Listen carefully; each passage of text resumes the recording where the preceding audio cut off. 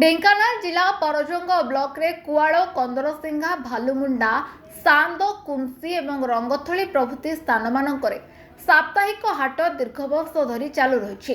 କିନ୍ତୁ ଏହି ହାଟମାନଙ୍କ ମଧ୍ୟରୁ ମଙ୍ଗଳବାର ଭାଲୁମୁଣ୍ଡା ହାଟ, ଶୁକ୍ରବାର କୁଆଳ ହାଟ ଏବଂ ରବିବାର ସାନ୍ଦ ହାଟରେ ବେପାରୀ ଓ ଖାଉଟିଙ୍କ ଜନଗହଳି ଦେଖିବାକୁ ମିଳିଥାଏ। ବିଗତ ବର୍ଷ ଅପେକ୍ଷା ଚଳିତ ବର୍ଷ ସମସ୍ତ ହାଟରେ ପରିବା ଦର ଆକାଶଛୁଆଁ ହୋଇଯାଇଛି। ନିମ୍ନବିତ୍ତ ପରିବାର ହେଉ କିମ୍ବା ମଧ୍ୟବିତ୍ତ ଶ୍ରେଣୀର ପରିବାର ହେଉ, ବର୍ତ୍ତମାନ ଯେଉଁ ପ୍ରକାର ପନିପରିବା ଦରଦାମ ରହିଛି, ଏହାକୁ କିଣି ପରିବାର ଚଳାଇବା ପାଇଁ ମୁଣ୍ଡବ୍ୟଥାର କାରଣ ହୋଇପଡ଼ିଛି। ଅତ୍ୟାବଶ୍ୟକୀୟ ସାମଗ୍ରୀର ମୂଲ୍ୟବୃଦ୍ଧି ଯୋଗୁଁ ଖାଉଟି ହନ୍ତସନ୍ତ ହେଉଛନ୍ତି। ଛକ ବଜାର ଅପେକ୍ଷା ହାଟରେ ସୁଲଭ ମୂଲ୍ୟରେ ପନିପରିବା କିଣିବା ନେଇ ଆଖପାଖ ଏବଂ ଦୂରଦୂରାନ୍ତର ସ୍ଥାନରୁ ଖାଉଟିମାନେ ଆସୁଥିଲେ ମଧ୍ୟ ଏମାନଙ୍କୁ ନିରାଶ ହେବାକୁ ପଡ଼ିଥାଏ।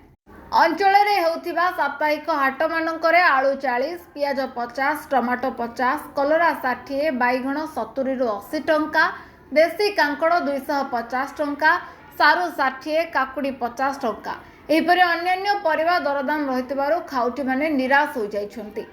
ଢେଙ୍କାନାଳ ଜିଲ୍ଲା ପରଜଙ୍ଗ ବ୍ଲକରୁ ନିର୍ମଳ ଗଡ଼ନାୟକଙ୍କ ରିପୋର୍ଟ, ନାଓ ଓଡ଼ିଶା ନ୍ୟୁଜ୍।